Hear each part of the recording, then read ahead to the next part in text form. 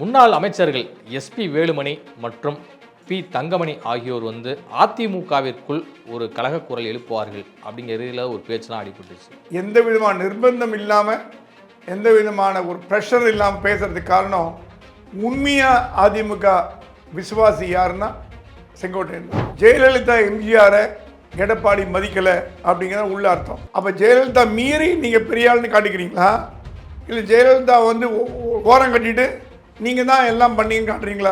நிரந்தர பொதுச் செயலாளர் எடப்பாடி பழனிசாமின்னு சொல்றாங்களே. இப்பவே அவர் பொதுச் செயலாளர் தேர்ந்தெடுக்கப்பட்டது தப்புங்க. விதிகளை திருத்தி பண்ணியிருக்காரு. பாரதிய ஜனதா கட்சி இந்தியாவிலே வலுவான கட்சி. அது நினைத்ததை முடிக்கும் கட்சி. நினைத்ததை முடிப்பவன் நான் எம்ஜிஆர் பண்ண மாதிரி அது என்ன நடக்குதோ நடக்கும். இவர் இடம் கொடுக்கலன்னா எடப்பாடி ஓரம் கட்டிட்டு வேலுமணியோ தங்கமணியோ செங்கோட்டையனோ தலைவராக்கிட்டு அதிமுக கூட்டணி வச்சு ரெட்டை சனத்தை வச்சு கூட்டணி வச்சு ஜெயிச்சு போயிட்டே இருப்பாங்க. இல்லை, இது எல்லாமே ஒரு மிரட்டலாக இருக்கு. கண்டிப்பா மிரட்டல் தான். ஜனநாயகத்துக்கு எதிரான ஒரு விஷயம்.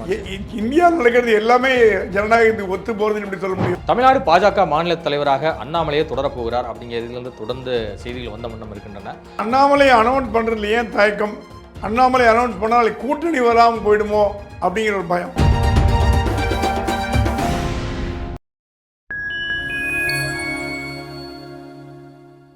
ஃபைன் டைம் வாய்ஸ் நேயர்களுக்கு வணக்கம். நான் உங்கள் செங்கிபுகன். நம்ம சிறப்பு நிகழ்ச்சியில் நம்மோடு இணைந்திருக்கிறார் மூத்த பத்திரிகையாளர் மற்றும் அரசியல் விமர்சகர் மதிப்பிற்குரிய பிரகாஷ் எம் சுவாமி அவர்கள். வணக்கம். வணக்கம். எப்படி சார் இருக்கீங்க? நல்லா இருக்கேன், தேங்க்யூ. முன்னாள் அமைச்சர்கள் எஸ்பி வேலுமணி மற்றும் பி தங்கமணி ஆகியோர் அதிமுகவிற்குள் ஒரு கலக குரல் எழுப்புவார்கள் அப்படிங்கிறதுல ஒரு பேச்செல்லாம் அடிபட்டுச்சு. தொடர்ந்து நிறைய பத்திரிகைகளில் கூட பாஜகவோட இவங்க டைரக்ட் லிங்கில் இருக்காங்க. பாஜக தலைவரோடு தொடர்ந்து பேசுகிறாங்க. மேற்கு மண்டலத்தில் மீண்டும் அதிமுக வலுவான ஒரு வெற்றியை பெற வேண்டும் அப்படின்னா அங்கே பாஜகவுடன் கூட்டணி அமைத்தால்தான் சரி வரும் அப்படின்னு சொல்லி இவங்கெல்லாம் ஒரு யோசனையில் இருக்காங்க அப்படிங்கிறதுலாம் செய்திகள்லாம் வந்துச்சு. ஆனால் யாருமே எதிர்பாராத வண்ணம் எந்த அணியிலும் இல்லாத செங்கோட்டையன் தரப்பிடமிருந்து ஒரு அப்செட் வந்திருக்கு. இதனுடைய பின்னணி தங்கமணி வேலுமணி பேசுவாங்கன்னு எதிர்பார்த்ததுக்கு காரணம் அவங்க ரெண்டு பேர் மேலே இருக்கக்கூடிய வழக்குகள். அந்த வழக்குகளிலிருந்து தப்பிக்கிறதுக்கு பாரதிய ஜனதாவுடைய கூட்டணி வேணும் அப்படின்னு பேச்சு அடிபட்டது. அது இல்லாமல் அவங்க ரெண்டு பேருமே ரொம்ப நாளாக எடப்பாடிட்ட சொல்லிட்டு வராங்க, ஐயா கூட்டணி வச்சுக்கலாம், பாஜக மீறி போக முடியாது, வேண்டாம் வேண்டாம் வேண்டாம்னு சொல்லிட்டு வராங்க. எடப்பாடி சொன்னாலும் பாராளுமன்ற தேர்தல் நம்ம ட்ரை பண்ணி பார்க்கலாம். பாராளுமன்ற தேர்தலில் தோற்று போச்சு. 3 தேர்தலில் கண்டினியூஸாக அதிமுக கூட்டணி இல்லாமல் போட்டி போட்டு தோற்று போச்சு. எஸ்டிபிஐலாம் ஒரு கூட்டணியே கிடையாது. விஜயகாந்த் கட்சியோட கூட்டணி வச்சாங்க, அது ஒன்று சரிப்பட்டு வரல. ஸோ வேலுமணி அண்ட் தங்கமணி சொல்கிறது அவுட் ஆஃப் கம்பல்ஷன் கூட்டணி வேணுன்றாரு. ஆனால் செங்கோட்டையன் எந்த விதமான நிர்பந்தம் இல்லாமல் எந்த விதமான ஒரு ப்ரெஷர் இல்லாமல் பேசுறதுக்கு காரணம் உண்மையாக அதிமுக விசுவாசி யாருன்னா செங்கோட்டையன் தான். எம்ஜிஆரால் கண்டெடுக்கப்பட்டவர். 1972 எம்ஜிஆர் கட்சி ஆரம்பித்த பொழுது அந்த பொதுக்குழுவோட கூட்டுற ஒரு பொறுப்பை அவர்கிட்ட கொடுத்தது. எடப்பாடிக்கெல்லாம் சீனியருங்க செங்கோட்டையன், ஓபிஎஸ்க்கும் சீனியர். கட்சியில் ரொம்ப சீனியர் மோஸ்ட் பார்த்தீங்கன்னா பொன்னையன், செங்கோட்டையன், இவங்களாம் தான் சீனியர் மோஸ்ட்.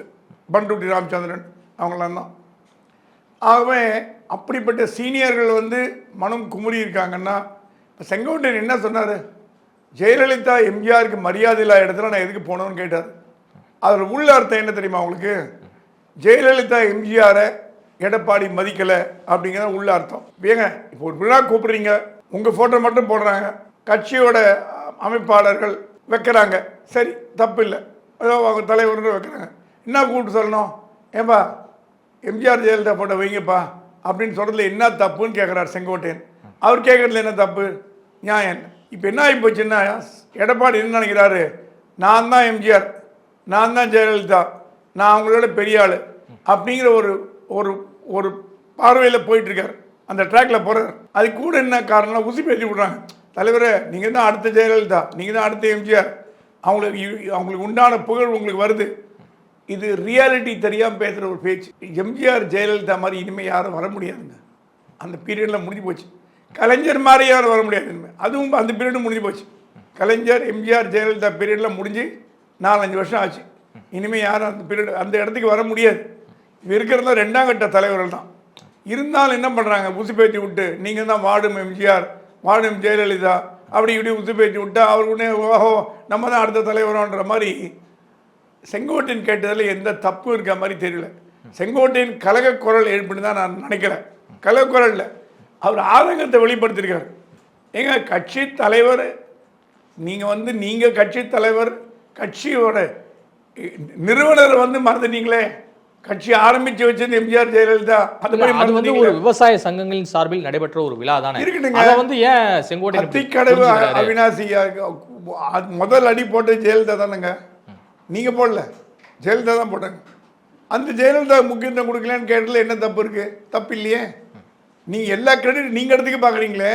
ஆனா அதை செயல்படுறதுக்கு அதிகமான ஒரு விஷயங்களை வந்து கையாண்டது வந்து எடப்பாடி பழனிசாமி அவர்கள் தானே முதலமைச்சராக இருந்த போது. எடப்பாடி பழனிசாமி ஆரம்பித்த கட்சி அதிமுக, அப்புறம் எம்ஜிஆர் ஆரம்பித்த கட்சி, ஜெயலலிதா ஆரம்பித்த கட்சி தான் அது. ஸோ அப்போ ஜெயலலிதா மீறி நீங்கள் பெரிய ஆள்னு காட்டிக்கிறீங்களா, இல்லை ஜெயலலிதா வந்து ஓரம் கட்டிட்டு நீங்கள் தான் எல்லாம் பண்ணீங்கன்னு காட்டுறீங்களா? இல்லை, ஆர்பி உதயகுமார் என்ன சொல்கிறாரு அப்படின்னா, எம்ஜிஆர் ஜெயலலிதாவின் மறு உருவம் தான் எடப்பாடி பழனிசாமி. அதான் அங்கே தான் நான் வரேன். இப்படி பெருமை பொங்க பேசுகிறாங்க. அங்கே தான் நான் வரேன். அங்கே தான் இந்த மாதிரி உசுப்பேத்திய எடப்பாடி டம்மி பீஸ் ஆகுறாங்க. எம்ஜிஆர் ஜெயலலிதாவோட மறு உருவம் கிடையாது, உருவமே கிடையாது. அவங்க 2 பேரும் கம்பேரிசனே கிடையாது. எம்ஜிஆர் ஜெயலலிதா மீண்டும் பிறக்க போவதில்லை. அவர்களுக்கு நிகரான தலைவர்களும் அதிமுகவில் யாரும் இல்லைன்னு உணரணும். அது உணர்ந்தாதான் ரியாலிட்டி. இல்லைன்னா நீங்கள் வந்து கனவுலகில் வாழ்ந்துட்டு வரீங்கன்னு நான் சொல்லுவேன். தமிழ்நாட்டினுடைய ஒரு ஆளுமையாக வந்து இருக்கிறாரு. 62 எம்எல்ஏ வச்சு பயங்கர ஒரு எதிர்கட்சியாக, வலுவான எதிர்கட்சியாக சட்டமன்றத்தில் நின்றுட்டு இருக்கிறாரு. ஸோ அப்படிப்பட்ட ஒரு தலைவர் அவங்க கொண்டாடுறதுல ஒன்றும் தப்பு இல்லையே. அவருக்கு கிடைச்ச ஓட்டு இல்லைங்க, ரெட்டை இலை கிடைச்ச ஓட்டு தான் இந்த எம்எல்ஏ அத்தனையும். 2021 வந்து எடப்பாடி தானே பிரச்சாரத்தின் பிரதான முகமாக இருக்காரு. முகமா இருக்கலாம். 24 தானே 21% போட்டி போட்டு 70 எம்எல்ஏ வாங்க சொல்லுங்க பார்க்கலாம். எங்க ரெட்டையிலேங்கிறது எம்ஜிஆரோட ரத்தங்க. எம்ஜிஆர் வடிவமைச்சது, எம்ஜிஆரோட உயிர் மூச்சது. அதுக்கு தான் மதிப்பே தவிர இப்ப கிராமத்துல போய் கேட்டு பாருங்க, யார் கேண்டிடேட்னு தெரியாது அவனுக்கு. எம்ஜிஆருக்கு போடுவாங்க. இன்னும் கூட கிராமத்துல ரெட்டையில கூட தெரியாது அவங்களுக்கு. எம்ஜிஆருக்கு குத்து, எம்ஜிஆருக்கு போடு. இன்னும் எம்ஜிஆர் வாழ்கிறார் என்ற மனநிலையிலே தமிழ்நாட்டு மக்கள் இருக்காங்க. எம்ஜிஆரோட சமாதியில் போய் அந்த வாட்சி சத்தம் கேட்குதா அப்படின்னு காது வச்சு கேட்குறோம் அதிகம். இதெல்லாம் நம்ம கற்பனைக்கு சொல்ல, தமிழ்நாட்டில் நடக்கக்கூடிய கோயில் கட்டினாங்க எம்ஜிஆருக்கு. ஸோ எம்ஜிஆர் ஒரு வாழும் கடவுளாக நினைக்கிறாங்க. அப்படிப்பட்ட எம்ஜிஆரையும் ஜெயலலிதாவையும் தூக்கி போட்டுட்டு இப்போ ஜெயலலிதா எம்ஜிஆரோட நிழலில் நீங்கள் இருந்தீங்கன்னா வாஸ்தவம் இப்போ இல்லைன்னு சொல்லலாம். ஜெயலலிதா எம்ஜிஆர் தான் தலைவருங்க. ஸ்டாம்ப் சைஸில் ஜெயலலிதா எம்ஜிஆர் ஃபோட்டோ போட்டுட்டு உங்கள் ஃபோட்டோ ஆள் வேறு ஃபோட்டோ போட்டிங்கன்னா அப்போ நிறுவனருக்கு என்ன மதிப்பு கொடுக்குறீங்கன்னு கேட்கறது தப்பு இல்லை. இது எல்லாருமே கேட்க மாட்டாங்க. ஏன்னா எல்லாருமே வந்து எடப்பாடிக்கு பயந்தவங்க. செங்கோட்டையன் எடப்பாடிக்கு பயந்தவர் இல்லை, அவர் சீனியர், எல்லாத்துக்கும் சீனியர். அவர் தைரியமாக குரல் எழுப்பினார். இல்லை, பாதுகாக்கப்பட்ட வேளாண் மண்டலமாக தஞ்சை உள்ளிட்ட டெல்டா மாவட்டங்களில் அறிவிக்கப்பட்ட போது இதே பல விவசாயிகள் வந்து அங்கே இருக்கக்கூடிய விவசாய சங்கங்கள் வந்து விழா எடுத்தாங்க. அப்போது முதலமைச்சராக இருந்த எடப்பாடி பழனிசாமிக்கு பாராட்டு விழா நடத்தும் போது அங்கேயும் வந்து ஜெயலலிதா எம்ஜிஆர் படம்லாம் வந்து எடுப்பதில்லை. அப்போ குரல் கொடுக்காத செங்கோட்டையன் அவர்கள் தற்போது வந்து குரல் கொடுக்குறாரு அப்படின்னா அப்போ ஏதோ ஒரு உள்நோக்கம் இருக்குன்னு தானே அர்த்தம். அப்போ நடங்கிற விஷயம் வேற, இப்போ அத்திக்கடவு அவினாசி திட்டம்ங்கிறது வேற, நீங்கள் சொல்றது மண்டலங்கிறது வேற. அதில் ஜெயலலிதா இன்வால்வ் ஆகாமல் இருந்திருக்கலாம். அத்திக்கடவு அப்படி இல்லை, ஜெயலலிதாவால் தூக்கி வைப்பது. அதனால தான் இவர் கேட்குறாரு. அதுக்கு ஏன் கேட்கலங்கிறது காரணம் வந்து அது வந்து முழுக்க கிரெடிட் எடப்பாடி எடுத்துகிட்டு போட்டோம், தப்பு கிடையாது. ஏன்னா எடப்பாடியோட ஒரு பிரெயின் சைல்டு, அதுக்கு உண்டான கிரெடிட் அவர் கொடுக்கலாம். அத்திக்கடவு அப்படி இல்லை, ஜெயலலிதாவால் தூக்கி விட்டு ஜெயலலிதாவோட பெட் ப்ராஜெக்ட் அது. ஆகவே ஜெயலலிதாவோட ப்ராஜெக்ட் நீங்கள் எப்படி ஹைஜாக் பண்ணிட்டு போக முடியும் அப்படின்னு கேட்குறாரு. இது என்ன ஒரு விஷயம்னா, யார் பெரியவருங்கிறது கட்சியில் இப்போ வந்து ரொம்ப சகஜமாக உலாவிட்டு வருது. எடப்பாடி மீறி யாரும் கிடையாது அப்படின்னு லெவலுக்கு வந்துட்டாங்க. நிரந்தர பொதுச் செயலாளர் எடப்பாடி பழனிசாமின்னு சொல்றாங்களே. இப்பவே அவர் பொதுச் செயலாளர் தேர்ந்தெடுக்கப்பட்டது தப்புங்க, விதிகளை திருத்தி பண்ணியிருக்காரு. அதனால தான் இப்போ பயப்படுறாங்க. ஏன் இப்போ இந்த கோர்ட்டோட ஆர்டரில் கண்டு பயந்துட்டு இருக்கிறதுக்கு காரணம் என்ன தெரியுமா உங்களுக்கு?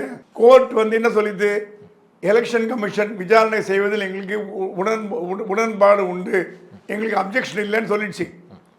எலெக்ஷன் கமிஷன் என்கொயரி பண்ணிட்டுன்னா எம்ஜிஆர் திரும்ப சொன்னாரு, ஒரு சாதாரண தொண்டனும் தலைவராக வரணும் அப்படின்னு சொன்னது தான் எம்ஜிஆரோட கணக்கு. அதிமுக ரூல் தான். இவர் என்ன பண்ணாரு, மாவட்ட செயலாளர் தேர்ந்தெடுக்கப்பட்டு 10 மாவட்ட செயலாளர் தேர்ந்தெடுக்கப்பட்டு அந்த 10 மாவட்ட செயலாளர் 10 தேர்ந்தெடுக்கப்பட்டு அவங்கள 10 பேர் ஆதரிச்சு, என்ன கதைங்க அது? சட்ட விதிகளை உங்க இஷ்டத்துக்கு மாற்ற முடியுமா? எப்படி மாற்ற முடியும்? அந்த மாத்திர தப்பு. அக்கார்டிங் டு லா ஒருங்கிணைப்பாளரா ஓபிஎஸ் போட்டது மட்டும்தான் செல்லும், மீதி எதுவும் செல்லாது. நீங்களே சும்மா ஒரு கூட்டம் போட்டு ஒரு மீட்டிங் போட்டு நான் தான் தலைவர், நான் தான் பொதுச் செயலாளர், அப்போ பழைய ஆர்டர் என்னாச்சு? ஒருங்கிணைப்பாளர், துணை ஒருங்கிணைப்பாளர். இல்ல, முன்னாள் சட்டத்துறை அமைச்சரும் இந்நாள் மாநிலங்களவை உறுப்பினருமான சி.வி. சண்முகம் ஒரு விஷயத்தை குறிப்பிட்டு பேசுறாரு. நீங்க சொல்ற இந்த தீர்ப்பு வந்த உடனே, அதாவது அதிமுகவின் உட்கட்சி விவகாரங்கள்ல வந்து தேர்தல் ஆணையம் வந்து தலையிட முடியாது, அது எங்களுடைய பயிலாலே இருக்கு அப்படிங்கிறார். அதிமுக வந்து இந்தியாவில் இருக்கா, அமெரிக்காவில் இருக்கா? எந்த நாட்டில் இருக்கு? இந்தியாவில் இருந்த அரசியல் கட்சிகளே நிர்வாகம் பண்றது தேர்தல் கமிஷன். சிம்பிள் கொடுக்கறது யாரு? அமெரிக்க அரசாங்கமா, பாகிஸ்தான் அரசாங்கமா? எங்க தேர்தல் அரசியல் கட்சி நடத்துனீங்கன்னா தேர்தல் கமிஷன் கட்டுப்பட்டே ஆகணுங்க. தேர்தல் நடத்த தேர்தல் கமிஷன் தானே மத்திய அரசாங்கம் நடந்தது. இவர் பேசுறது வேடிக்கையா இருக்கு. குமாஸ்தா வேலைன்னாரு. அந்த குமாஸ்தா கிட்ட தான் நீங்க போய் நிக்கிறீங்க, குமாஸ்தா கிட்ட தான் மனு கொடுத்தீங்க. இப்ப குமாஸ்தான் பேசுறீங்களே, அந்த குமாஸ்தா கிட்ட தான் பயந்தீங்க ஒரு காலத்துல. ஸோ இந்த வேடிக்கை பேச்செல்லாம் வந்து ரொம்ப நாளைக்கு எடுபடாது. ஒன்று அதிமுகவை காப்பாற்றுறதுக்கான வழி பண்ணணும், இல்லையா ஒதுங்கி வழி விடணும். 2 தான் நடக்கணும். இன்கேஸ் இரட்டை இலை வந்து தேர்தல் ஆணையத்தால் வந்து நீங்கள் சொன்ன இந்த விவகாரங்களில் முடக்கப்பட்டால் 2026 அதிமுகவுடைய நிலை என்னவாக இருக்கும்? சேவல் இரட்டை புறா ஞாபகம் இருக்கு அவங்களுக்கு? 89 எம்ஜிஆர் இறந்த பிறகு ஜே அணி ஜானி 2 போட்டி டிஎம்கே வந்தது. அந்த மாதிரி ஸ்டாலின் வந்துடுவார். ஸ்டாலின் தான் விரும்புகிறார், எதிர்பார்க்கிறார். அதிமுக 2ஆ உடையணும், ரெட்டையில முடக்கப்படணும். பாரதிய ஜனதா கட்சி கூட விரும்பல, திமுக விரும்புது. ஏன்னா அப்பதான் அவங்க ஈஸியாக ஜெயிக்க முடியும். ஆகவே ரெட்டையில முடக்கிறதுக்கான வாய்ப்புகள் அதிகமானு கேட்டீங்கன்னா அதிகம் இல்லை. ஏன்னா அமித்ஷா அதை விரும்ப மாட்டார். அமித்ஷா என்ன சொல்றாரு, எல்லாம் ஒன்றா சேருங்கப்பா, TTV Dhinakaran, OPS, EPS, Sasikala எல்லாம் ஒன்றா சேருங்க, ஒரே அதிமுக வாருங்க, கூட்டணி வச்சு போட்டி போடுங்க, திமுக வீட்டுக்கு அனுப்புங்க. நீங்க தனியா அதிமுக வந்து போட்டி போட்டு கட்சிக்குள்ள நடக்கிற ஒரு விவகாரத்துல இன்னொரு கட்சியினுடைய பிரதிநிதி வந்து எப்படி வந்து தலையிட முடியும்? கூட்டணி தாங்க, கூட்டணி தான் அவங்க வேணாங்கிறாங்களே. எடப்பாடி வந்து இனிமேல் பாஜகவோட ஒட்டுமில்லை உரமில்லைன்னு சொல்றாருல்ல. எப்படி 4 ஆண்டு கால முதலமைச்சர் தொடர்றதுக்கு யார் அவங்களுக்கு வாய்ப்பு கொடுத்தது? பாஜக தானே. ஜெயலலிதா இருந்த பிறகு எடப்பாடியை முதலமைச்சர் ஆக்கி உட்கார வச்சது சசிகலா இல்லைங்களா? சசிகலா சிறைக்கு போனாவிட்டு அமித்ஷா நினச்சிருந்தானா ஒரே நாளில் எடப்பாடியை தூக்கிட்டு பாஜக ஒரு சர்க்காரை போட்டிருக்க முடியும். ஒரு நிழல் ஏக்நாத் ஷிண்டே உருவாக்கி இருக்க முடியும். தமிழ்நாட்டில் உருவாக்கலை. அதிமுக ஆட்சி தொடரணும்னு அமித்ஷா விரும்பினார். ஏன்னா அவருக்கு தெரியும் அந்த மாதிரி பண்ணால் தமிழ்நாட்டில் பாஜக வளராதுன்னு தெரியும் அவருக்கு. அதனால் விட்டாங்க. அப்படி இந்த 4 ஆண்டுகள் உங்களை முதலமைச்சராக்கி அழகு பார்த்த அமித்ஷாவையே நீங்கள் எதிர்த்தீங்கன்னா, அமித்ஷா என்ன தெரியுமா சொல்கிறாரா, ஒன்றும் வேணாம், நாளைக்கு நீங்கள் தனியாக போட்டி போடுங்க, பாஜக தனியாக போட்டி போட்டோம், விஜய் தனியாக போட்டி போட்டோம், சீமான் தனியாக போட்டி போட்டோம், எல்லாம் தனித்தனியாக 4 அடி போட்டி போடுங்க, திமுக ஆட்சியில் வந்து உட்காந்திங்கன்னா அதிமுக காணாமல் போடும். அதிமுக காணாமல் போனோமா இல்லை பாரதிய ஜனதா கூட்டணியில் வந்து ஜெயிச்சு முதலமைச்சராக உட்காரணுமா? அமித்ஷா சொல்லிட்டாராம், நீங்கள் தான் முதலமைச்சர். அதில் எந்த மாற்றமும் இல்லை. அதிமுக தான் பிரதான எதிர்கட்சி. இப்போ தமிழ்நாட்டில் ஆளுங்கட்சியாக வரப்போகுது. நான் வேணா எங்கள் கேபினெட்டில் வேணா ஒரு துணை முதலமைச்சர் ஒரு 4-5 சீட்டு கொடுங்க, வாங்கிக்கிறேன், தப்பில்லை. அமித்ஷாவோட நோக்கம் என்னன்னா திமுக வீட்டுக்கு அனுப்பணும், அதுதான் மெயின் நோக்கம். அந்த எண்ணத்துலேருந்தே அவர் எந்த விதமான பின்வாங்க தயாராக இல்லை. ஆனால் அதுக்கு வந்து நீங்கள் கேட்கலாம், அமித்ஷாவுக்கு என்னங்க உரிமை இருக்குன்னு கேட்கலாம். பாரதிய ஜனதா கட்சி இந்தியாவிலேயே வலுவான கட்சி, அது நினைத்ததை முடிக்கும் கட்சி. நினைத்ததை முடிப்பவர் நான் எம்ஜிஆர் பண்ண மாதிரி அது என்ன நடக்குதோ நடக்கும். எப்படி மகாராஷ்டிரா திருப்பி பண்ணாங்க பாருங்க, திருப்பி கொண்டு ஃபட்னவிஸை உட்கார வச்சுட்டாங்க சிஎம்மா. தமிழ்நாடு மட்டும்தான் அவங்களுக்கு வந்து ஒரு தான் மாதிரி இருக்குது. ஸோ தமிழ்நாட்டில் இவர் இடம் கொடுக்கலன்னா எடப்பாடி ஓரம் கட்டிட்டு வேலுமணியோ தங்கமணியோ செங்கோட்டையனோ தலைவராக்கிட்டு அதிமுக கூட்டணி வச்சு ரெட்டை சனத்தை வச்சு கூட்டணி வச்சு ஜெயிச்சு போயிட்டே இருப்பாங்க. அவங்கள ஒன்றும் பண்ண முடியாது. ஏன்னா அமித்ஷாவோட இன்னொரு முகம் அவங்களுக்கு தெரியாது.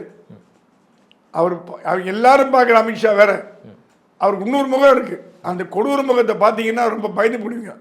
அந்த மாதிரி ஒரு அரசியல்வாதி அவர். அதனால் அவர் எதுக்கும் துணிஞ்சவர். எப்படி பி சிதம்பரத்தை வந்து இவர் திகாரில் இருந்தோட 2 நாள் கூட வச்சார். வெஞ்சன்ஸ் உல்மேன். அதனால் அமித்ஷாவை மீறி நீங்கள் இந்தியாவில் அரசியல் பண்ணணும்னு எதிர்பார்த்தீங்கன்னா அது ஒரு மாநில கட்சி போன அதிமுகலாம் அமித்ஷாவை மீறி இந்தியாவில் அரசியல் பண்ணுறது ரொம்ப கடினம். இல்லை, இது எல்லாமே வந்து ஒரு மிரட்டலாக இருக்கு. கண்டிப்பாக மிரட்டல் தான். அதை ஒத்துக்கிறேன். ஜனநாயகத்துக்கு வந்து எதிரான ஒரு விஷயம். இந்தியாவில் நடக்கிறது எல்லாமே ஜனநாயகத்துக்கு ஒத்து போகிறதுன்னு எப்படி சொல்ல முடியும்? ஏன்னா அவங்களோட காமன் கொள்கை வந்து திமுக ஆட்சிக்கு வரக்கூடாது. அது வந்து அதிமுகவும் அதே நிலைப்பாட்டில் இருக்குது. பாரதிய ஜனதா அதே நிலைப்பாட்டில் இருக்குது. இப்போ திமுக கூட்டணி வந்து வலுவிழந்து போகுமா அப்படின்னா வலுவிழந்து போகிறதுக்கு வாய்ப்பு இல்லை. ஏன்னா அதே மார்க்சிஸ்ட் கம்யூனிஸ்ட்டு, வைகோ, திருமா, காங்கிரஸ் எல்லாம் ஒன்றா தான் இருக்க போகுது. ஒரு கால் விஜய் ஒரு பெரிய ஒரு முடிவெடுத்து விசிகா உள்ளே இழுத்தாருன்னா அப்போ வேணால் காங்கிரஸோ மதிமுகவோ கம்யூனிஸ்டோ விஜய் பக்கம் போகிறதுக்கு வாய்ப்பு உண்டு. அப்போ கூட என்ன நடக்கும்னா அதிமுக விஜய் கூட்டு சேர்ந்தா கூட 3 அணியாக பிரியும். திமுக ஒரு அணி, விஜய் அதிமுக ஒரு அணி, பாஜக ஒரு அணி. அப்போ கூட திமுக தான் ஜெயிக்கும். என் நம்பர் எப்பவுமே தமிழ்நாட்டு அரசியலில் நம்பர் கேம் தான். நீங்கள் இவர் பாப்புலர், இவர் பெரிய சிறந்த முதலமைச்சர், இவர் சிறந்த நிர்வாகி, அதெல்லாம் வேலைக்கு ஆகாது. தமிழ்நாட்டில் அதெல்லாம் காமராஜரை தோக்கடிச்சாங்க. 1967 சீனிவாசன் காமராஜரை தோக்கடிச்சார். காமராஜரோட ஒரு அரசியல் தலைவர் பார்க்க முடியுமா? அதனால் தமிழ்நாட்டில் பேர் புகழ். எங்கள் ஜெயலலிதா பர்கூரில் தோற்று போனாங்க. ஞாபகம் இருக்கா அவங்களுக்கு? 96 ஜெயலலிதா இரும்பு பெண்மணி பர்கூரில் சுகவனம் தோக்கடிச்சார் அவரை. நான் கூட ஜூனியர் எழுதினேன், யானை காதில் புழுந்த எறும்புன்னு எழுதினேன். அதனால் தமிழ்நாட்டில் வந்து தலைவர்களுக்கு கலைஞர் ஒத்துக்கினேன். தோற்கடிக்கப்பட முடியாத தலைவர் கலைஞர் இருந்தார். எம்ஜிஆர் அந்த மாதிரி தான். அதற்கு பிறகெல்லாம் யாருமே அந்த மாதிரி நீங்கள் சொல்கிற மாதிரி ஒரு தலைவரோ தோற்கடிக்க முடியாத தலைவர் கிடையாது. சின்னம் தான் முக்கியம். சின்னத்தை வச்சு தான் ஒரு கட்சி லாபம் நஷ்டம். இப்போ சமீபத்தில் ஆவின் முறைகேட்டு விவகாரத்தில் வந்து பார்த்தீங்கன்னா கேடி ராஜேந்திர பாலாஜி வந்து அதில் வந்து குற்றவாளி இந்த இதில் சேர்க்கப்பட்டிருந்தார். ஆனால் இந்த வழக்கை வந்து சென்ட்ரலில் சிபிஐ வந்து விசாரணைக்கு வந்து எடுத்திருக்கு. இது ஒரு பயங்கரமான ஒரு ஆச்சரியம் என்ன அப்படின்னா, இப்போ செங்கோட்டையன் வந்து சின்ன ஒரு அதிருப்தியை தெரிவிச்சிருக்கிறாரு. பட் என்னை சோதிக்காதீங்க அப்படிங்கிறது சொல்லிட்டாரு. பட் இருந்தாலும் இந்த கனெக்ஷன் எல்லாமே வந்து வைக்கிற பாயிண்ட் என்ன அப்படின்னா, அப்போ எடப்பாடிக்கு ஏதோ ஒரு விதத்தில் ஒரு வைக்கப்பட்ட ஒரு செக்குன்னு நினைக்கிறாங்க. கண்டிப்பாங்க. இடி கையில் இருக்குது, இன்கம் டேக்ஸ் கையில் இருக்குது, சிபிஐ கையில் இருக்குது. நீங்கள் என்னதான் சாமந்தாத தண்டனைன்னு சொன்னால் கூட மத்திய அரசாங்கம் வந்து ஒரு பவர்ஃபுல் அரசாங்கம். அது மோடி அரசாங்கம் வந்து என்ன நினைக்கிறதோ அதை பண்ணுறக்கூடிய அரசாங்கம். அது வந்து தயவு தாட்சியம் பார்க்காத ஒரு அரசாங்கம். அது நியாயமாக அநியாயமாக உள்ள போக விரும்பலை. அது ஒரு தனி டிபேட் சப்ஜெக்ட் அது. ஆகவே ராஜேந்திர பாலாஜியை வந்து கையை முறுக்கி பண்ணுறது என்னன்னா, எடப்பாடியார் அடுத்து நீங்கள் தான் அப்படின்னு சொல்லாமல் சொல்கிறாங்க. எடப்பாடி மேலே ஒன்றே ஒன்று கேட்குறேன். எடப்பாடி 4 வருஷம் முதலமைச்சராக இருந்தார். அந்த 4 வருஷம் முதலமைச்சராக இருக்கும்போது அப்போதைய ஆளுநர்கிட்ட ஸ்டாலின் எடப்பாடியோட ஊழலை பற்றிலாம் ஃபைல் கொடுத்தாரு. அந்த ஃபைல்லாம் எங்கே இருக்குது? இப்போது மத்திய அரசாங்கிட்ட இருக்குது. ஸ்டாலின் கொடுத்த ஃபைலு எடப்பாடி ஊழலை பற்றி ஸ்டாலின் கொடுத்த ஃபைலு கவர்னர்கிட்ட மத்திய அரசாங்கிட்ட இருக்குது. அதை தூசி தட்டி எடுக்கிறதுக்கு எவ்வளோ நேரம் ஆகும் சொல்லுங்கள்? ஸ்டாலினோட நீங்கள் அண்டர்ஸ்டாண்டிங் போயிட்டீங்க. ஸ்டாலின் உங்கள் மேலே எந்த நடவடிக்கை எடுக்க மாட்டார். உங்களுக்குள்ள ஒரு அண்டர்ஸ்டாண்டிங் வந்துடுச்சு. திமுக அதிமுகக்குள்ள அண்டர்ஸ்டாண்டிங். திமுக வந்து அதிமுக எந்த அமைச்சர்கள் மீதும் ஆச்சு இன்னும் 1 இயர் தான் போகுது, 1 வருஷம் தான் இருக்குது, பதவி முடிய போகுது. எந்த நடவடிக்கை எடுக்க போகிறது இல்லை, அது தெரிஞ்ச விஷயம். சும்மா ஒரு பூச்சி காட்டுற மாதிரி எப்படி ஒரு பாவலை காமிச்சு விட்டாங்க. மத்திய அரசாங்கம் அப்படி இல்லை. அது நடவடிக்கை எடுக்கணும்னு முடிவு பண்ணிச்சுன்னா நடவடிக்கை எடுக்கும். செந்தில் பாலாஜி என்ன ஆச்சு நீங்களே பார்த்தீங்க, 1.5 வருஷம் ஜெயிலில் இருந்தார். ஸோ செந்தில் பாலாஜிக்கே அந்த கதின்னா ஆளும் கட்சிக்கு உற்ற துணையாக இருந்த செந்தில் பாலாஜி இந்த கதினா எதிர்கட்சியாக இருக்க எடப்பாடியை கை வைக்கிறது எவ்வளோ நேரம் ஆகும்? அது நியாயமாக தர்மமாக நான் போக விரும்பலை. நான் ஒரு அப்சர்வராக தான் பார்க்குறேன். நான் நியாயம் நீதி நேர்மையை பற்றி நான் பேச வரல. நான் ஒரு பார்வையாளராக பார்க்குறேன். அமித்ஷாவோட கிடுக்குப்பிடியில் இபிஎஸ் தப்பிக்க முடியாது. அமித்ஷாவோட கிடுக்குப்பிடியில் இபிஎஸ் இருக்கார். ஒன்று கூட்டணி வச்சு ஜெயிச்சு முதலமைச்சராக வந்து நீங்கள் என்ன பண்ணுங்க, இல்லைன்னா கட்சியை முடக்கி சின்னத்தை முடக்குவோம். இல்லை உங்களை வெளியில் தூக்கி வச்சுட்டு நாங்கள் வந்து அதிமுக எங்களுக்கு வேணுங்கிற ஆளை வச்சு தலைவராக்கிட்டு நாங்கள் கூட்டணி வச்சு ரன் பண்ணுவோம். அந்த நிலைமைக்கு தான் வந்துட்டாங்களே தவிர அவங்களுக்கு வந்து வேற ஆப்ஷன் இருக்குதா தெரியல. பிப்ரவரி 25ஆம் தேதி கோவைக்கு வருகிறார் மத்திய உள்துறை அமைச்சர் அமித்ஷா. ஸோ ஈஷா ஃபங்க்ஷன் வந்து எப்போவுமே வருஷம் அந்த மகா சிவராத்திரி அன்னைக்கு பிரம்மாண்டமாக கொண்டாடப்படுறது வழக்கம். அப்போ வந்து எஸ்பி வேலுமணி வந்து அங்கே முக்கியமான ஒரு முகமாக இருக்கார் கோயம்புத்தூரில். ஸோ எப்போவுமே வந்து ஜக்கி வாசுதேவ் அழைச்சா அவர் வந்து போகக்கூடிய ஒரு நபராக தான் வந்து இருக்கிறார். அப்படி பார்க்குற சூழ்நிலையில் அன்றைக்கு அமித்ஷாவை வந்து எஸ்பி வேலுமணி, தங்கமணி, செங்கோட்டையன் போன்றோர் வந்து சந்திப்பாங்களா? வேலுமணி வந்து ஈஷா மையத்தோட ரொம்ப நெருங்கிய தொடர்பில் இருக்கார். அவங்களுக்கு வந்து ஒரு சீடர் மாதிரி இருக்கார். அமித்ஷா வரும்போது அவர் மீட் பண்ணுறதுல ஒன்று வேலுமணி அமித்ஷாவை பார்க்கணுன்னா கோயம்புத்தூரில் தான் பார்க்கணுன்னு அவசியம் இல்லை, டெல்லியில் போய் பார்க்கலாம். இப்போ அமித்ஷா போய் பார்த்துட்டு அவர் வீட்டு கல்யாணத்துக்கு பத்திரிகை கொடுத்துட்டு வந்திருக்கார். இன்ஃபேக்ட் வேலுமணி வந்து டெல்லியில் எவ்வளோ பாப்புலர்னு எடப்பாடிக்கு இப்போ தான் தெரிஞ்சுது. எடப்பாடி பார்க்க முடியாத தலைவர்லாம் வேலுமணி சர்வசாதாரணமாக டெல்லியில் போய் பார்த்துட்டு வந்துட்டார். எல்லா மத்திய அமைச்சர்களையும் பார்த்தார். பிரதமர் இன்க்ளூடிங் எல்லாருக்கும் பத்திரிகை போயாச்சு. ஸோ அமித்ஷா டெல்லியில் இன்ஃப்ளூயன்ஸ் அவருக்கு ஓன் இன்ஃப்ளூயன்ஸ் வச்சிருக்காரு, ஓன் லாபி வச்சிருக்காரு அவர். இன்ஃபேக்ட் எடப்பாடியோட பாப்புலர் யாருன்னு பார்த்தீங்கன்னா டெல்லியில் வேலுமணி தான் பாப்புலர். எடப்பாடியோட பாப்புலர் வேலுமணி தான். ஏன்னா அவர் வைட் நெட்வொர்க் வச்சிருக்காரு. ஸோ அமித்ஷாவை பார்த்து பேசணுங்கிறதுக்கு கோயம்புத்தூரில் வந்து தான் பேசணும்னு அவசியம் கிடையாது, டெல்லியில் பேசலாம். இருந்தாலும் கோயம்புத்தூரில் கண்டிப்பாக சந்தித்து பேசுவாங்க. அப்போ கூட்டணி பற்றி ஒரு பேச்சு வரும். அமித்ஷா வந்து அவரோட எண்ணங்களை சொல்லுவார். ஏங்க இந்த மாதிரி பண்ணுறீங்களே, நியாயமாக இருக்கா சொல்லுங்கள், அவர்கிட்ட ஒரு கூட்டணி வாங்க, ஒன்றா சேருங்க.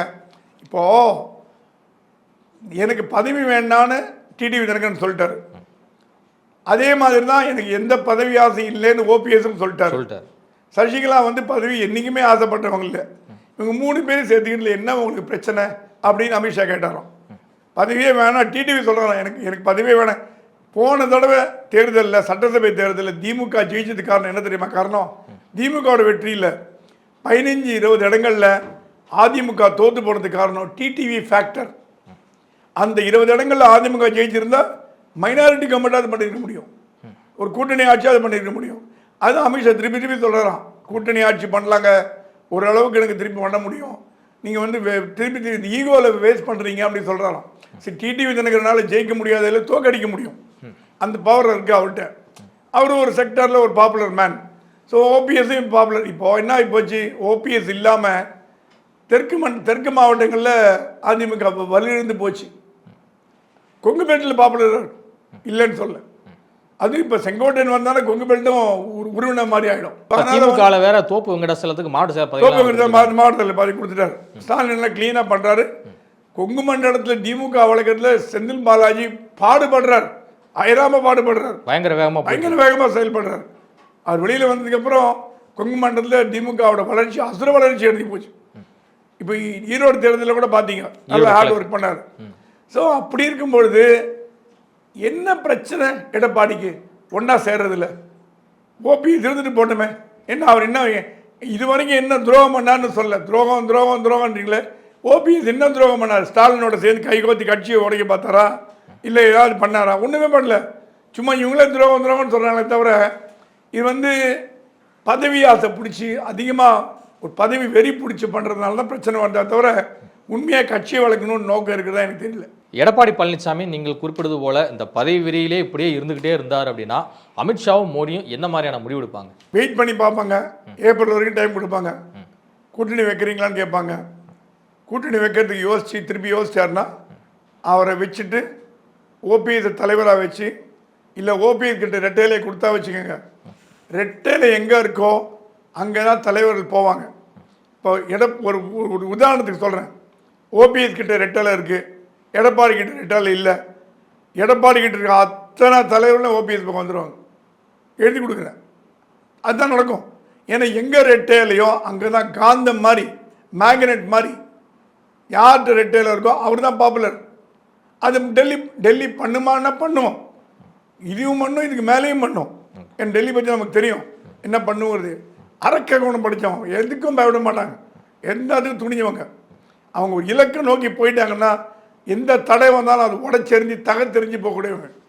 ஸோ அந்த மாதிரி ஒரு சீனரி வந்ததுன்னா ஓபிஎஸ் கிட்ட ரெட்டையிலையை கொடுத்து அவரை கட்சி தலைவராக போட்டு ஒருங்கிணைப்பாளர்னு வச்சு அவரை வேலுமணி தங்கமணியில் உள்ளே கொண்டாந்து ஒரு கூட்டணி வச்சு ஜெயிச்சு வந்துடுவாங்க. அப்போ யாருக்கு லாபம், யாருக்கு நஷ்டம்? எடப்பாடிக்கு நஷ்டம். இருக்கிறதும் போச்சு. ஒழுங்காக கூட்டணி இருந்தாலும் முதலமைச்சராக இருக்கலாம். அதான் திருப்பி திருப்பி சொல்லலாம், நீங்கள் தயவுசெய்து கூட்டணி இருங்க, உங்களுக்கு முதலமைச்சராக்கிறோம், இல்லைன்னா உங்கள் பாடு கஷ்டமாக போய்டுன்னு சொல்கிறதுக்கு காரணமே இந்த ஒரு ரீசன் தான்.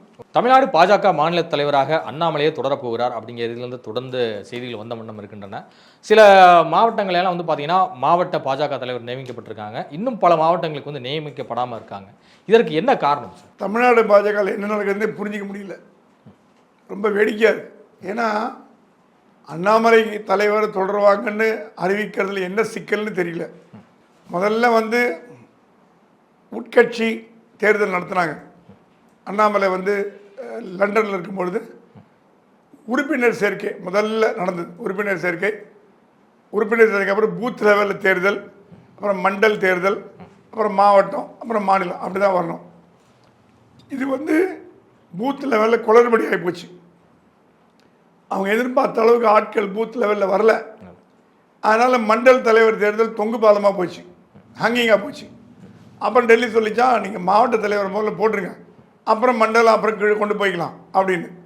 மாவட்ட தலைவர் போட்டதில் ஏகப்பட்ட குளறுபடி. எனக்கு 10 கொடு, உனக்கு 5 கொடு, உனக்கு 5 கொடு பார்த்து அண்ணாமலை தலையிட மாட்டேன்ட்டாரான். ஐயா எனக்கு வேணாம், நீங்களே பார்த்து போட்டுக்கோங்க, நான் தலையிட்டு அப்புறம் வேறு மாதிரி ஆகிடும், நீங்கள் நல்ல சாய்ஸாக சக்கரவர்த்தின்ற ஒரு மூத்த தலைவர், அவர் தான் தேர்தல் அதிகாரியாக இருந்து நடத்தி வச்சார். அதுவும் முடிஞ்சு 1 மாதம் ஆச்சு. இப்போது மாவட்ட தலைவர் தேர்தல் முடிஞ்சு 1 மாதம் ஆச்சு. மாவட்ட தலைவர் தேர்தல் வெற்றி பெற்றவர்கள் பொறுப்பேற்கல. அடுத்தது மாநில தலைவர் தேர்தல் நடக்கணும், அதுவும் நடக்கலை. அவங்க சொன்னாங்க டெல்லி எலெக்ஷன் முடியட்டும் வரையினாங்க. டெல்லி எலெக்ஷன் முடிஞ்சு சீஃப் மினிஸ்டர் அனௌன்ஸ் பண்ணியாச்சு. டெல்லி என்ன நினைக்குது, அண்ணாமலை வேணுமா வேணாமா அப்படின்ற முடிவில் இருக்கா? அதுவும் இல்லை, அண்ணாமலை தான் வேணுன்றாங்க. ஆனால் அண்ணாமலையை அனௌன்ஸ் பண்ணுறதுல ஏன் தயக்கம்? அண்ணாமலை அனௌன்ஸ் பண்ணால் கூட்டணி வராமல் போயிடுமோ அப்படிங்கிற ஒரு பயம். எடப்பாடி எடப்பாடி நாளைக்கு வந்து மறந்து பிடிச்சா என்ன பண்ணுறது அப்படின்ற பயம். ஆனால் அண்ணாமலை பொறுத்த வரைக்கும் டெல்லி என்ன சொல்கிறதோ அது கட்டுப்பட்டவர் தான் அண்ணாமலை. டெல்லியை மீறி அண்ணாமலை போவாரான்னு கேட்டிங்கன்னா இல்லைன்னு தான் நான் சொல்லுவேன். ஏன்னா அந்த அண்ணாமலை அந்த மாதிரி இல்லை, டெல்லி சொல்கிறத கேட்டு கட்டுப்பட்ட தலைவர் தான். ஆனால் டெல்லியோட கால்குலேஷன் வேறு மாதிரி இருக்குது. எடப்பாடி மனசு நோவக்கூடாது, எடப்பாடி வந்து அண்ணாமலை வந்தால் நம்ம திணிக்கிற மாதிரி ஆகும், வேறு ஏதாவது ஆல்டர்னேட் இருக்கா பார்க்கலாம். இது வந்து இந்த தமிழில் ஊற போடுன்னு சொல்லுவாங்கள்ல, காய போடுன்னு, அந்த மாதிரி ஒரு டெக்னிக் பண்ணுறது. இதனால் தமிழ்நாட்டில் பாஜக பாதகமான கண்டிப்பாக பாதகம். ஏன்னா தொண்டர்கள்லாம் சோர்ந்து போயிட்டாங்க ரொம்ப. என்னையா அண்ணாமலை இன்னும் அனௌன்ஸ் பண்ணாமல் இருக்கீங்களே? அண்ணாமலையும் சார் டெய்லி பரபரன்னு ஒரு ப்ரெஸ் மீட்டை பரபரப்பாக கொடுத்துக்கிட்டே இருக்காரு, ஆக்டிவாக கட்சியை வளர்க்குறாரு. அவர் எதை பற்றியும் கவலைப்படல. நீங்கள் பதவி கொடுத்தாலும் கொடுக்காட்டீங்க, அதை பற்றியும் கவலைப்படல. அவர் வேலையை பண்ணிட்டு இருக்காரு. இப்போ இந்த 1 வாரமாக பார்த்தீங்கன்னா அண்ணாமலை ரொம்ப ஆக்டிவாக இருக்கார்.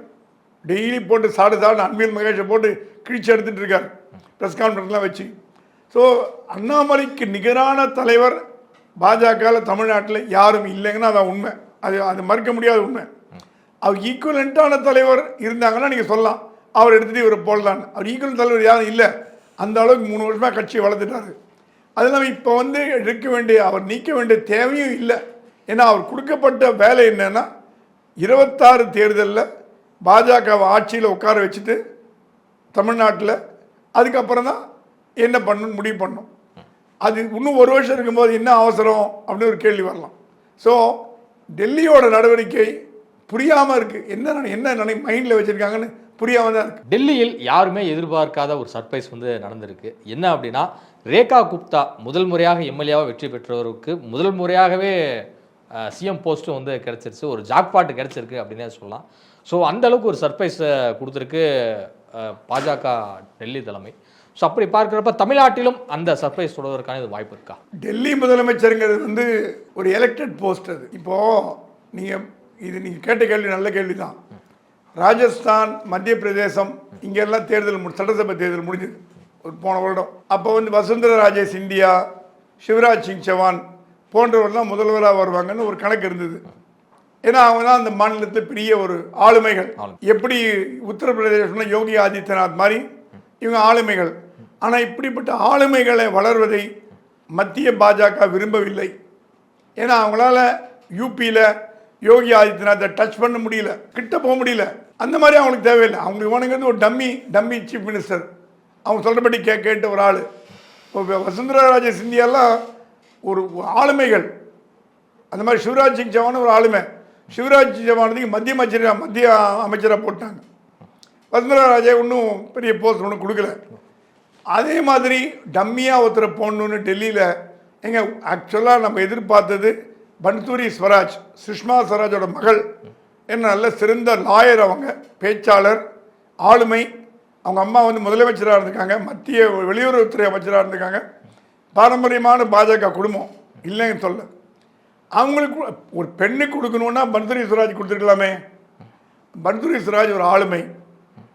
மத்திய பாஜக என்ன நினைக்கிறது, எங்களுக்கு ஆளுமை தேவை இல்லைங்க, எங்களுக்கு சொல்கிற பேச்சு கேட்ட ஒரு ஆள். இப்போ ஃபட்னாவிஸ் மகாராஷ்டிராவில் போட்டது மத்திய பாஜக பிடிக்கல, வேறு வழி இல்லாமல் போட்டாங்க. ஏன்னா ஃபட்னாவிஸ் பெரிய தலைவராக உருவாயிட்டு வர்றாரு மகாராஷ்டிராவில். ஆனால் ஃபட்னாவிஸ் அந்த இடத்துல உட்கார வச்சதே ஷிண்டே தான். அது தெரியுமா உங்களுக்கு? ஷிண்டேவை கூப்பிட்டு கேட்டாங்களாம், ஃபட்னாவிஸ்லாம் வேறு யாராவது எனக்கு முதலமைச்சராக போட்டால் ஒத்துப்பீங்களான்னு. அவர் ஃபோன் ஆஃப் பண்ணிட்டு சுவிட்ச் ஆஃப் பண்ணிட்டு ஊரில் போய் கிராமத்தில் உட்காந்துட்டார். சிஎம் தேர்தலும் போது ஒரு வாரம் அவர் பிடிக்கவே முடியல, வேறு வழி இல்லாமல் ஃபட்னாவிஸை போட்டாங்க. ஸோ மத்திய பாஜக மாநிலங்களில் பவர்ஃபுல்லான தலைவர்கள் வருவதை விரும்பவில்லை அப்படிங்கிறது என்னோட கணிப்பு. அது என்ன காரணம்னு 1000 காரணம் இருக்கலாம். மோடிக்கு போட்டியாக வந்துடக்கூடாதுன்னு காரணம் இருக்கலாம். நமக்கு ஈக்குவலான தலைவர் இருந்துட்டார், இதுக்கு மேலே அவர் வந்து தொடரணும்னு விரும்புகிறார் இருக்கலாம். ஏன்னா அவங்க என்ன கால்குலேஷன் நமக்கு தெரியாது. மோடிக்கு அடுத்தபடியாக யாரும் வரக்கூடாது, அமித்ஷா அடுத்தபடியாக யாரும் வரக்கூடாது அப்படின்னு. மோடிக்கு அடுத்து அமித்ஷா தான் இப்போ. ஏன்னா ராஜ்நாத் சிங்கெல்லாம் ஒன்றும் பெரிய லெவல் ஃபோர்ஸ் இல்லை, நட்டாலாம் ஒன்றும் கிடையாது, சும்மா ஒரு இதுதான், மந்திரி தான். ஸோ அமித்ஷா மோடிக்கு ஈக்குவலண்ட்டான தலைவர் யாரும் வரக்கூடாது அப்படின்னு பார்க்குறாங்க. அது முதலமைச்சரை பொறுத்த வரைக்கும். மாநில பாஜக தலைவரில் அந்த ரூல் அப்ளை ஆகுமான்னா அப்ளை ஆகாதுன்னு தான் தோணுது. ஏன்னா அண்ணாமலை வந்து மோடிக்கு ஒரு த்ரெட் இல்லை, அண்ணாமலை வந்து அமித்ஷாவுக்கு ஒரு த்ரெட் இல்லை. அவரும் மாநில தலைவர், அவங்க சொல்கிற பேச்சு கேட்டு இருக்கிற தலைவர் தான். அதனால் இந்த ரூல் வந்து தமிழ்நாட்டில் அப்ளை ஆகுமான்னா அப்ளை ஆகும்னு தோணல. ஆனால் நீங்கள் சொல்கிறது மாநில சட்டசபை தேர்தலில் முதலமைச்சர் தேர்ந்தெடுப்பதில் அந்த ரூல் அப்ளை பண்ணியிருக்காங்கன்னா, இப்போ நீங்கள் சொன்னது வந்து டெல்லியோட முதலமைச்சர் தேர்தல் எதை ப்ரூவ் பண்ணுறதுன்னா, மத்திய பாஜக மாநிலங்களில் ஆளுமை மிக்க தலைவர்களை முதல்வராக போடுவதில் விருப்பமில்லை என்பது ப்ரூவ் ஆகிவிடுச்சு. அது கம்ப்ளீட்டாக நிரூபணம் ஆகிடுச்சு. இதுவரை உங்கள் பல்வேறு கருத்துக்களோடு நன்றி.